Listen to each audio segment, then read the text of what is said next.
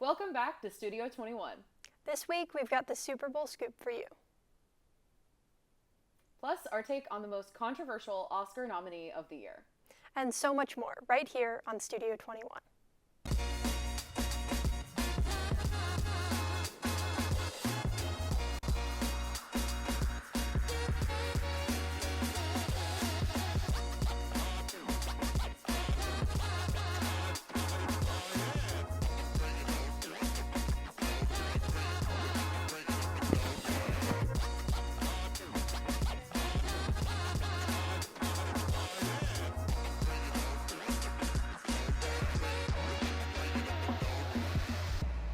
Hello and welcome to another episode of Gossip Guru. I'm Anna.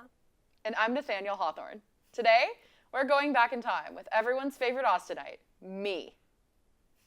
Nate, Nathaniel Hawthorne wasn't from Austin. Besides, don't you mean Matthew McConaughey? His Super Bowl commercial was Uber Eats, was released earlier this week. I guess that's who I mean. McConaughey's Uber Eats commercial was a regular who's who of old people that used to be famous, like Martha Stewart, Kevin Bacon. Bacon! Yum! Where? Charlie XCX, acclaimed director Greta Gerwig, and Hot One Sean Evans also appeared. The whole commercial was about McConaughey's conspiracy that football was just invented to make people hungry and then buy food. I, for one, completely believe it. McConaughey's goes back in time to 1876, to when football began being played, and he pointed out something truly frightening. Footballs are literally called pigskins. They make you want bacon. I think that you might have just been hungry before you got there. I watch football all the time and it doesn't make me want bacon at all. McConaughey goes on to argue that the Buffalo Bills only have their name to sell buffalo wings, and that the Caesars Superdome for the Super Bowl is being played in was named after the salad and not the Roman emperor. The Roman what? This all makes a lot of sense to me. And at the end of the commercial, McConaughey tries to convince Greta Gerwig to make a movie about this obviously true phenomenon. But like my mom, when I ask her to overnight mail me bacon, she says that he is being ridiculous and refuses. In the era of insanely expensive commercial spots for major sporting events, this star-studded commercial makes a lot of money for Uber Eats and the actors themselves, but it's not incredibly artistic or inspired. It kind of makes you wonder if there's any point to all of this fanfare. I think the point is, I'm hungry. Bacon? Anyone? For the last time, we are not Uber eating IHOP here. Besides, there are still way bigger things to discuss than Super Bowl just being for food. Oh, come on, Anna. You know football's not really my thing. Why would I be talking about football? Hello, the halftime show. Oh, of course. There's so much to unpack there. The guest stars, the symbolism, the beef. First of all, Uncle Samuel Jackson. So much of the show was set up under a theme of patriotism, but I'm not sure if everyone got the real message behind some of it. Kendrick definitely had some powerful hidden messages in there about racism and division in our country. But some people online have taken the performance at face value, assuming that his performance was free of any deeper meaning. I have some really strange takes on it, including some people shaming Serena Williams for crip walking. Remember how much bad press she got for celebrating with that same dance at Wimbledon? That's right. Plus, the added sting of her being Drake's ex-girlfriend really tied the whole diss track turned empowering thing all together. And let's not forget SCA's all-star performance, who is another one of Drake's exes. I'd expect a lot more lawsuits coming Kendrick's way after this. At this point, Drake's only hope for revenge is the ever-reliable U.S. legal system. All in all, there was just so much to unpack with the halftime show this year. I just have to recommend that you see it for yourself. That's all we have for you this week. I'm Nate. And I'm Anna. Up next, check out our music video of the week, I Thought You Knew by Freeze Machine.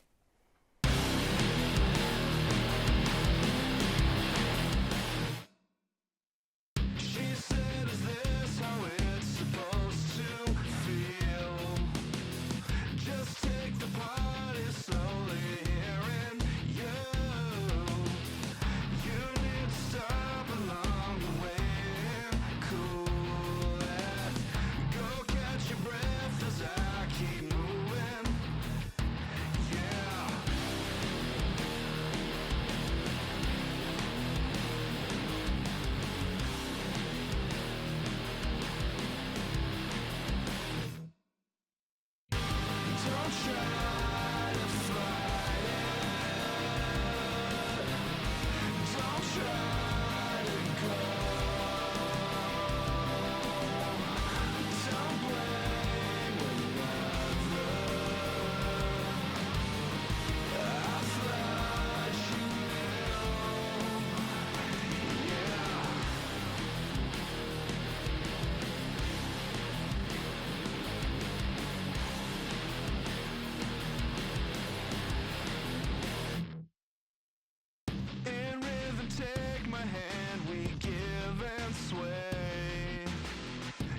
dance the stress out as you spin around, leaving all consequences at the doorway. Whispers and moans, they really suit ya. Yeah.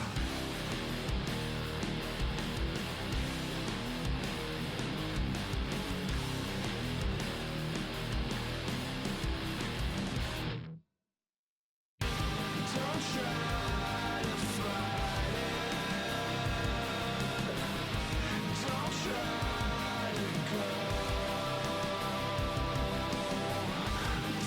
another. I thought you knew.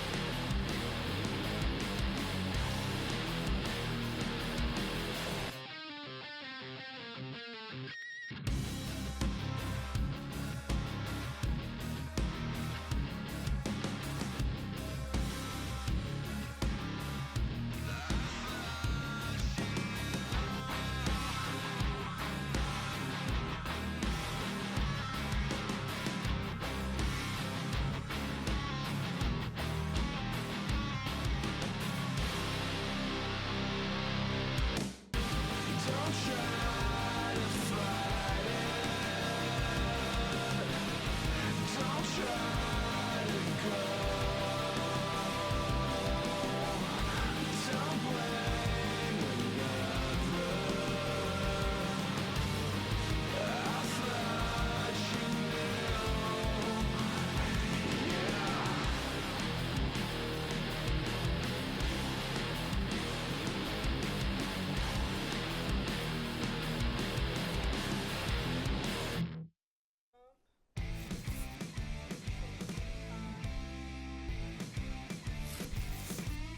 knew. Yeah. Hello, and welcome to this week's episode of Release Date. I'm Zane. And I'm Carrie. First up, the first officially authorized documentary by a legendary band, Becoming Led Zeppelin. Becoming Led Zeppelin, released this past weekend exclusively in IMAX theaters. The film, directed by Bernard McMahon, stars the three surviving band members, Robert Plant, Jimmy Page, and John-Paul Jones, with an old archived interview with deceased member John Bonham representing him. The film weaves original interviews from the surviving members with the archived Bonham interview, as well as various concert footage to show the band members' humble beginnings to their achievement of superstardom. Led Zeppelin was a band that I was only vaguely familiar with until recently, when I listened to their entire discography, in part in preparation for this movie, but also so I could have the conversation about them my dad's been trying to have with me for 21 years. Having the requisite familiarity of listening to all of their music, I can confidently say this movie's pretty okay. To start with, some of the criticisms that this movie has. It's about 2 hours long. However, there was an over 3-hour version that premiered at Venice Film Festival about 4 years ago. There were several times during the movie where I thought that I was watching the 3-hour-long version, particularly during the first third of the film. That's not to say the content of the movie is bad, just that it felt much, much longer than it was. I also have some issues with the editing. Sometimes it's pretty stellar, and a lot of the time it's not. During the concert footage sequences, you get the standard rock concert film 10 cuts per second, which never gets less headache-inducing, as well as either looping the same clip or using the same clips over and over, separated by other clips to make you think that it's not the same one you just saw in the shot prior. As far as the actual visuals go, I'm not convinced you need to have a pan or dolly shot in every talking head interview with the band. It's a documentary, you can just keep the camera still. I also don't like a lot of the shots of the audience during the performances, since it's pretty clear that it's new footage just made to look like it was people that were there. This movie also doesn't have much of an ending. Spoilers for real life, but it ends with the band releasing their second album, aptly titled Led Zeppelin 2, and then cuts to Jimmy Page telling you to follow your dreams and credits roll. It's very anticlimactic and left me wondering what the point of the film really was. As far as what's good in the movie, they happen to pick some tremendously charismatic and compelling subjects because Plant, Page, and Jones are exceptionally engaging speakers. The old, never-before-heard Bonham interview is also great and ties in shockingly well with what the living members have to say. I just wish they'd included more of the personal and introspective moments the band members have, rather than an over-glorified reading of a Wikipedia article, which is how a lot of the interviews feel. But perhaps the best part of the film, and the reason to see it, is the music. Hearing those songs on IMAX speakers is an incredible experience and worth the price of admission just for that. Check it out if you're interested in the band. It's a deeply flawed but ultimately still very entertaining experience. Our next film is the most nominated film in this year's Oscars, Emilia Perez. Emilia Perez, directed by Jacques Audiard, stars Carla Sofia Gascon, Selena Gomez, and Zoe Saldana, and it released on Netflix this past year. It follows a struggling lawyer named Rita, who is offered an unusual job by a Mexican cartel boss, Manitas, to retire and transition into a woman, fulfilling a long-lived desire. In order to do this, he fakes his death, gets gender-reaffirming surgery, and takes a new name, Emilia Perez. This film is also a musical, featuring many songs that talk about the fragility of Mexico's social structures. This movie is definitely something. When I watched the Golden Globes earlier this year, I was very intrigued by the movie as it seemed very avant-garde and something notable enough for it to win 4 Golden Globes. So I watched the movie the next day, and to be honest, I thought the film was just a hot mess. First of all, this movie should have never been a musical, as it does not fit with the tone of the story at all. This movie is supposed to be critiquing a very serious issue that happens in Mexico, and the playfulness of the songs make it seem like a parody. Like, seriously, one of the songs in the film is about finding a doctor for gender reaffirming care, and it sounds straight from Saturday Night Live. It's that bad. Like Joker 2, I think this movie would have excelled a lot better if it was not a musical. However, I don't think cutting out the songs in the movie would save it, as the story itself was just abysmal. While the movie tries to bring up Emilia Perez's fear of reconnecting with her family, it throws in these weird plot points of digging up graves, which makes absolutely no sense. And if that wasn't wild enough, it switches back to the romance between Emilia and her wife. The film does this about 3 more times more, and it is just so hard to follow along. While I was watching the movie, I had to write down the major plot points of the movie down because they just decided to throw all of them in there and call it a day. Lastly, the ending was just awful, as it just ended in the most anticlimactic way possible and depicts Emilia Perez as a hero. Like, did we forget that Emilia Perez was originally a dangerous cartel leader? I don't know. The only thing I liked about the movie was the cinematography, especially how slow it was. I liked the way it captured Emilia's eternal conflict, and I thought it was also a nice add to her character. I also really enjoyed Zoe Saldana's performance as Rita. I thought she did an amazing job portraying her character, and I was really impressed by her singing and dancing, and to be fair, she carried that movie.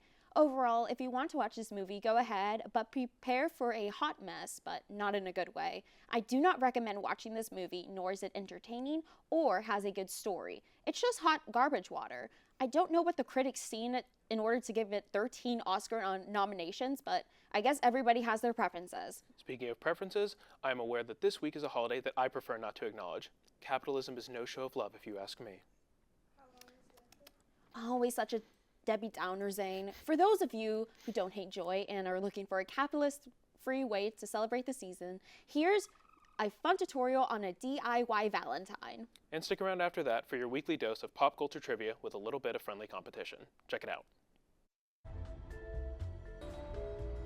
If you're not willing to accept, I don't think it's worth talking. Just cut to the chase. To listen is to accept.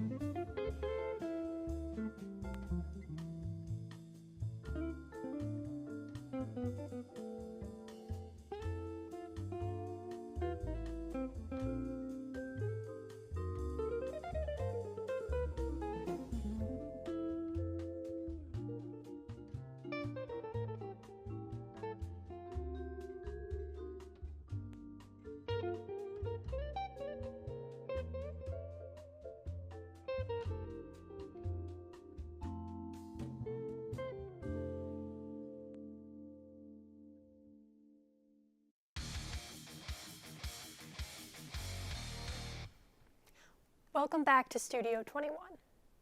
And a little bit of friendly competition. What have you got for us today, release date? Okay. This 'em with one it. is a little bit of a trick question, but good God. here it is. What insanely popular website debuted on Valentine's Day in 2005? Don't feel bad. I wouldn't have gotten this either. Honestly, same. I would have probably just guessed it. Should I just like name something random and pretend like I know it? Yeah. You got this. Okay, what is, I don't know, like MySpace? I don't know. Sorry, I it's- appreciate the Jeopardy phrasing, though. Yeah, me Oh. too. It's YouTube. Yeah. Okay. It's y'all's turn. Okay. What is the name of Kendrick Lamar's newest album? I knew this. Oh my god. I would not have gotten this.